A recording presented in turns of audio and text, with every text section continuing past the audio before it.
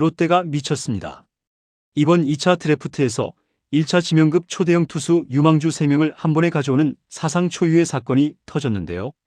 김주환, 150km를 던지던 좌완탑 유망주, 김영준, LG가 1차로 뽑았던 팔색조 재능, 최충현, 아시안게임 금메달, 150km 폭격기 전성기를 가졌었던 1차 지명 파이어볼러.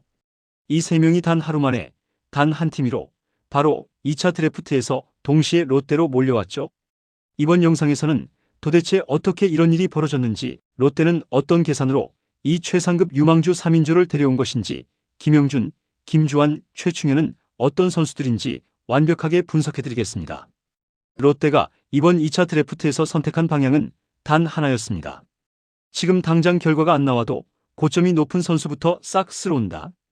단순히 즉시 전력감이 아니라 한 팀의 미래를 통째로 바꿀 수 있는 잠재력을 가진 투수들, 그 중에서도 원래 1차 지명으로 뽑히던 급 재능만 골라서 데려온 거죠.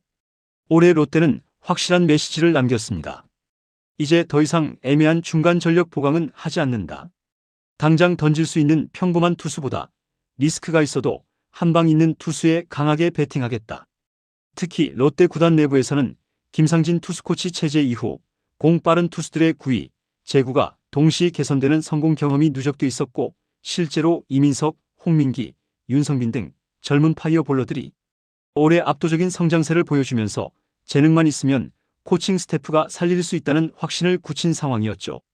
그렇기 때문에 이번 2차 드래프트에서는 결국 단 한 가지 기준만 남았습니다. 원래 잘하던 선수인가? 공이 빠르고 고점이 높은가?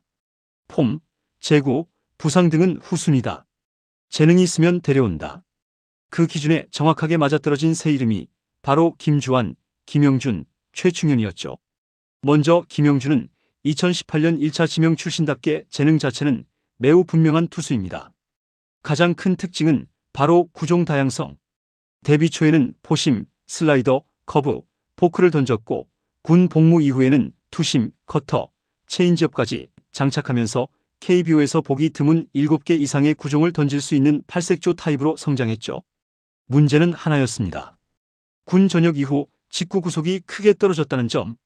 신인 시절 148을 던지던 투수가 전역 후엔 140을 넘기기도 어려웠고, 여기에 제구 난조까지 겹치며 기량이 정체됐죠. 하지만 작년 결정적인 장면이 나왔는데요. 2024년 6월 롯데전에서 최고 146km가 나오며 구속 회복의 가능성이 눈에 띄게 드러났습니다. 그 경기에서 3이닝 무실점을 기록했고, 특히 커터, 슬라이더 조합으로 타자들을 완전히 묶어냈죠. 이게 바로 롯데가 김영준에게 배팅한 이유입니다. 왜냐면 김영준은 고치기만 하면 터질 유형, 즉 포텐셜 완전체 투수이기 때문이죠.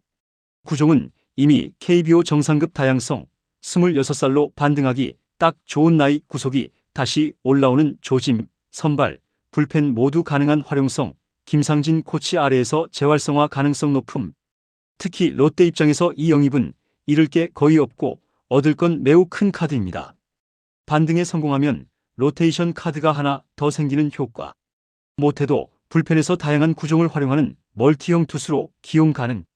김영준은 몸만 다시 좋아지면 투구 스타일 자체가 선발로 오래 던질 자원인데요. 구속만 조금 더 끌어올리면 팔색조 구종이 본격적으로 빛을 발할 가능성이 크죠.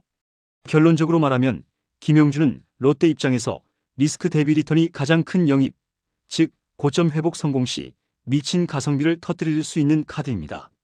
다음, 김주환은 고교 시절 좌완 최고 9위로 평가받았던 선수인데요.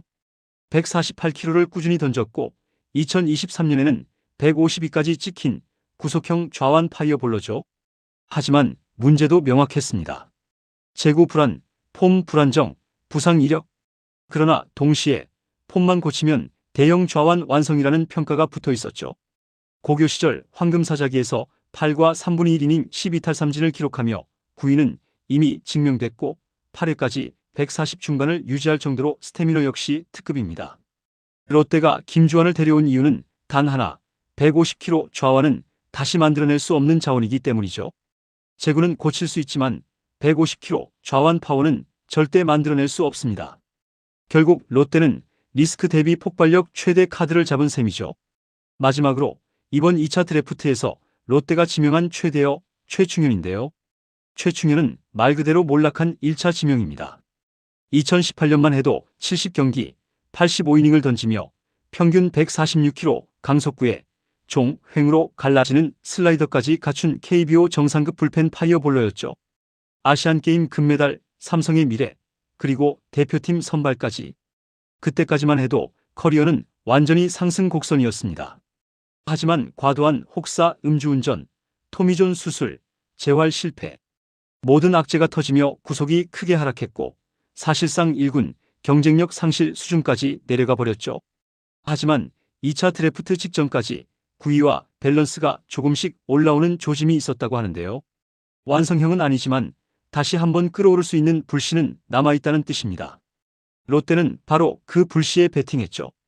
왜냐하면 1차 지명 우한 파이어볼러, 슬라이더 재능. 이 조합은 KBO에서 돈으로도 못 데려오는 자원이기 때문입니다. 더군다나 지금 롯데에는 최충현의 단점을 뒤집을 수 있는 최적의 환경이 있습니다. 재활, 폼 교정의 대가 김상진 투수 코치. 빠른 공만 있던 이민석, 홍민기, 윤성빈도 모두 성장. 재능은 있으나 망가진 투수 복구에 자신 있는 시스템. 즉 삼성에서는 살리지 못한 자원을 롯데는 다시 살릴 수 있는 토양을 갖고 있죠. 롯데는 결국 이번 2차 드래프트에서 한 번 망가졌지만 다시 폭발할 수 있는 가장 높은 고점의 투수를 선택한 것입니다. 롯데가 이번에 데려온 선수들의 공통점은 딱 하나인데요. 모두 1차 지명 또는 1라운드급 재능. 그리고 또 하나, 모두 아직 완성형이 아니라는 거죠. 롯데는 완성형이 아닌 아직 고점을 터뜨리지 못한 선수들에게 투자했는데요. 고점이 터지면 이 3명은 그 어떤 보상 선수, FA, 트레이드보다 더 큰 가치를 보여줄 수 있기 때문입니다.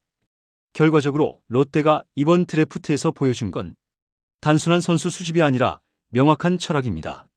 재능 있는 투수를 다시 살릴 수 있는 팀이 되겠다. 롯데가 실패할 수도 있습니다. 하지만 성공한다면 삼성에서 못 살린 최충현, LG에서 묻힌 김영준, 그리고 아직 잠자고 있는 김주환의 파워까지 살아난다면 그 순간 롯데는 올해 최대 약점이었던 투수진 전체 구조가 단숨에 재편됩니다. 즉, 이번 드래프트는 롯데가 하위권 팀에서 벗어나기 위해 가장 강력한 반등의 지렛대를 선택한 사건인 것이죠. 3명을 한 번에 데려온 건 단순한 우연이 아닙니다. 롯데는 분명히 계산했고 그 계산은 미래의 롯데를 완전히 바꿔놓을지도 모릅니다. 여러분은 어떻게 보셨나요? 롯데가 데려온 1차 지명 3인 성공할까요? 실패할까요? 이번 영상은 여기서 마치겠습니다. 재밌게 보셨다면 구독과 좋아요, 알림 설정 부탁드려요. 그럼 오늘도 시청해주셔서 감사합니다.